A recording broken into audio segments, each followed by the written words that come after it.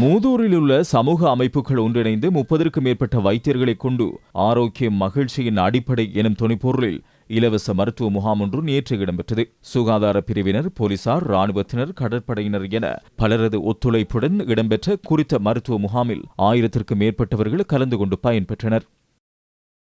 மேல் மாகாணம் மற்றும் தென் மாகாணத்தில் கல்வி பொதுத்தராதர சாதாரண தரம் மற்றும் உயர்தர பரீட்சைகளில் சாதனை படைத்த மாணவர்களை பாராட்டி கௌரவிக்கும் நிகழ்வு கொழும்பு ஜாகிரா கல்லூரி கஃபூர் மண்டபத்தில் நடைபெற்றது. சிரேஷ்ட சட்டத்தரணி ருஷ்டி ஹபீப் தலைமையில் நடைபெற்ற நிகழ்வில் மேல்முறையீட்டு நீதிமன்ற நீதியரசர்களின் பதில் தலைவர் நீதிபதி லபர் தாஹிர் பிரதமதியாக கலந்து கொண்டார். பாராளுமன்ற உறுப்பினர் ரிஷால் பதியுதீன், கல்லூரி அதிபர் ரிஸ்வி மரிக்கார் உள்ளிட்ட பலர் கலந்து கொண்டார்கள்.